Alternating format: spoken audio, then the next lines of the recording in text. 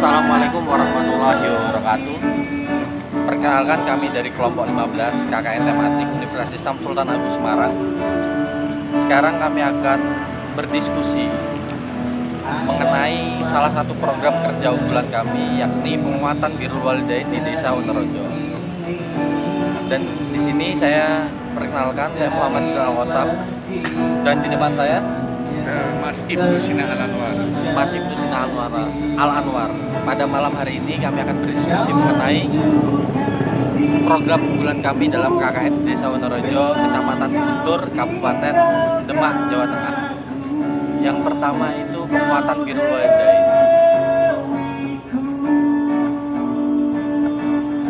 Oke, Gimana Mas Ibnu? Menurut Mas Ibnu, penguatan birrul walidain itu apa sih? jadi perlu kita ketahui bahwasanya pengertian dari birrul walidain itu apa tuh?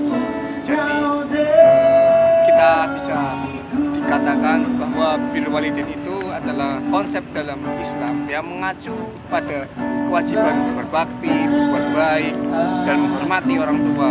Nah, ini mencakup penghormatan pengabdian, dan keberlanjutan pengasuhan kepada orang tua sebagai bentuk pengalaman nilai-nilai agama dalam kehidupan sehari-hari. Jadi, dalam poin-poin tersebut kita bisa mencakup kita berbakti pada orang tua, berbuat baik pada orang tua, dan rasa menghormati kepada orang tua. Gitu. Ya gitu ya teman-teman, yang dijelaskan oleh Mas Ibnu bahwa birrul walidain itu bahasa Arabnya dari berbakti kepada orang tua. Ingat bahwa orang tua itu yang melahirkan kita, yang merawat kita.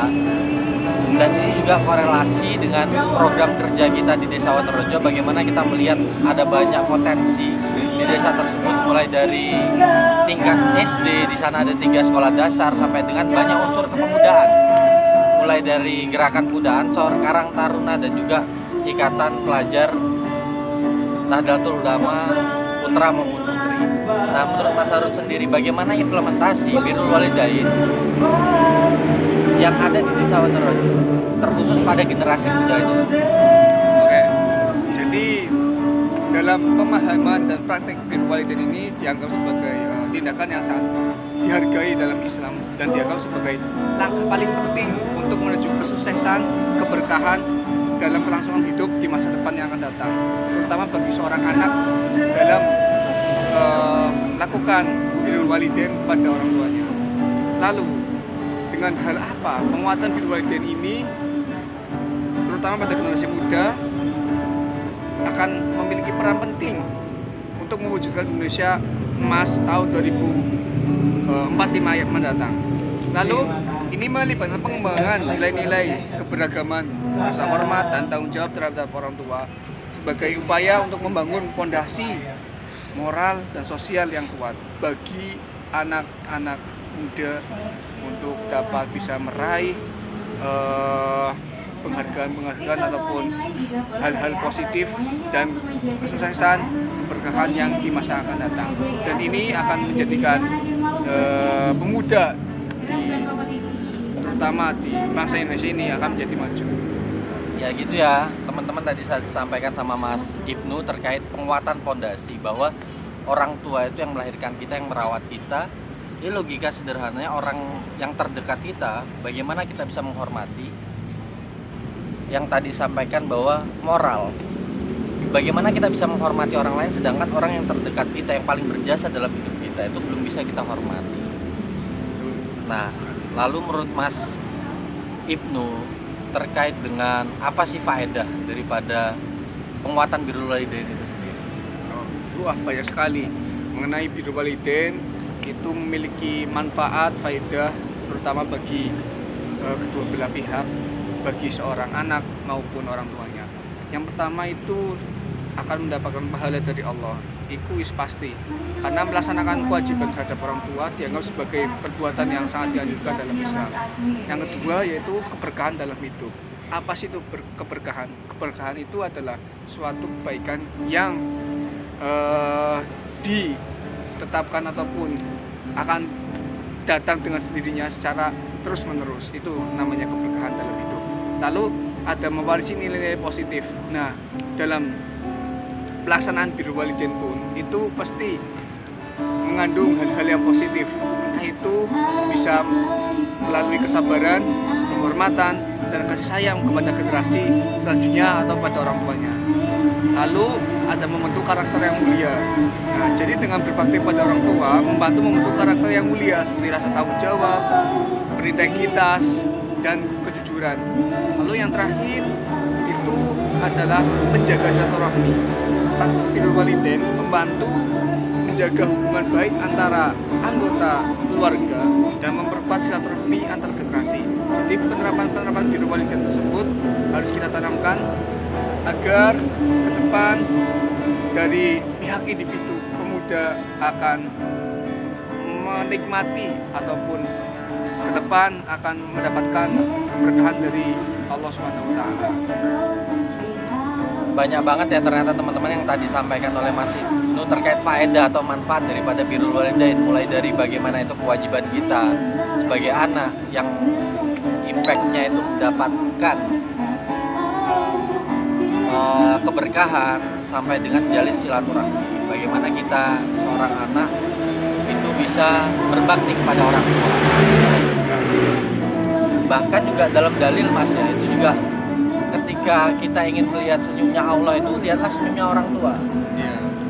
Bahkan ketika orang tua senang ya Allah senang kepada kita. Dan juga sedikit informasi teman-teman, ini adalah program kerja unggulan kita dengan representasi, yakni kita membuat penguatan birrul walidain di sekolah dasar, tingkat sekolah dasar di Desa Wonorejo. Jadi di Desa Wonorejo itu ada 3 sekolah dasar. Pertama SDN 1 Wonorejo, Sekolah Dasar Negeri 2 Wonorejo, dan yang 3 apa Mas? MI ya, MI Miftahul Atfal di Desa Wonorejo itu kita melakukan penguatan birrul walidain. Dan juga jangan lupa di sana yang tadi saya memberikan contoh dengan banyak media. Dan yang kedua juga selain daripada itu, untuk mewujudkan generasi muda Indonesia Emas tahun 2045, di sana banyak potensi. Ada ya? Apa aja contohnya Mas?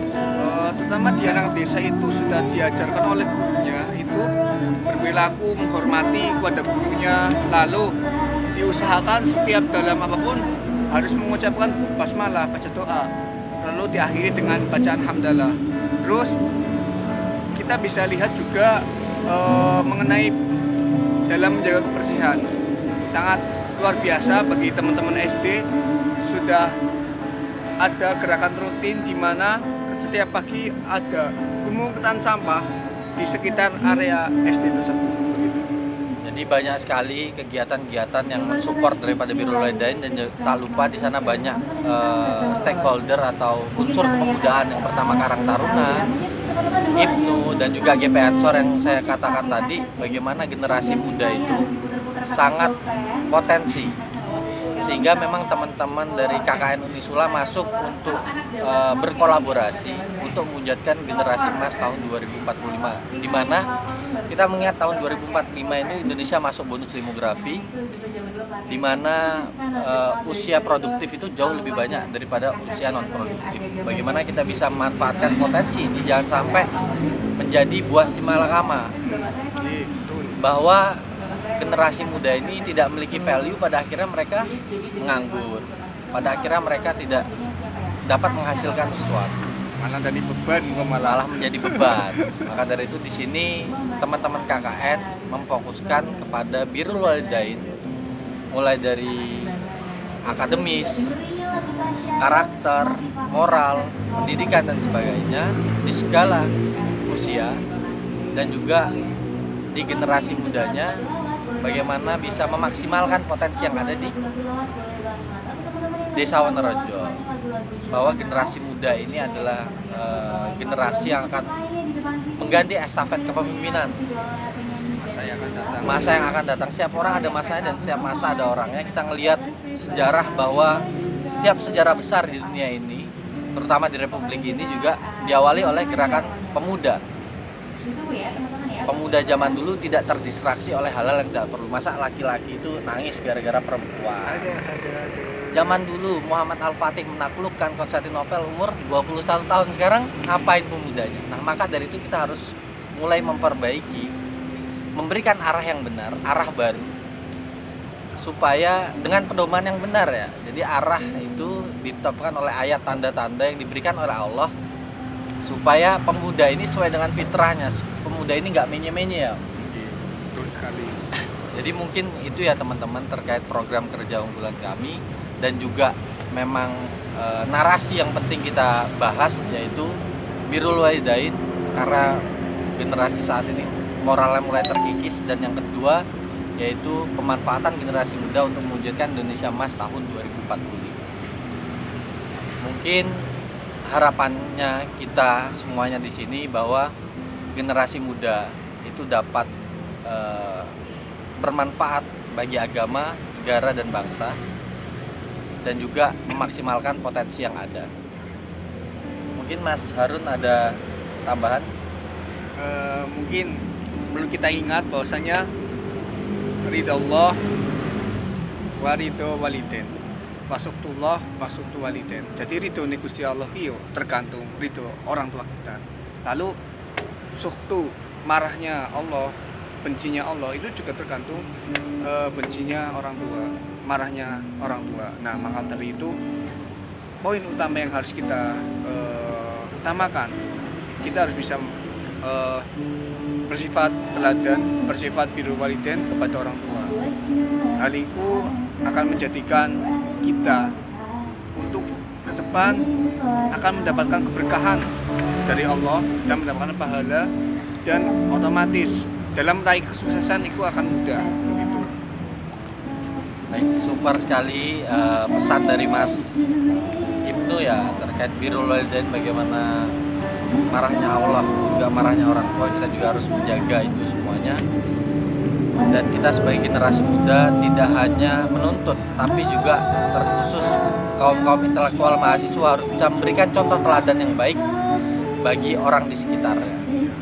Karena yang paling tinggi tidak hanya belajar, tapi bagaimana kita menyebarkan ilmu yang kita miliki, mengamalkan ilmu yang kita miliki. Mungkin cukup sekian dari kami, kurang lebihnya mohon maaf. Wabillahi taufiq wal hidayah. Wassalamualaikum warahmatullahi wabarakatuh. Ayu ting ting makan kepiting. Thank you for everything.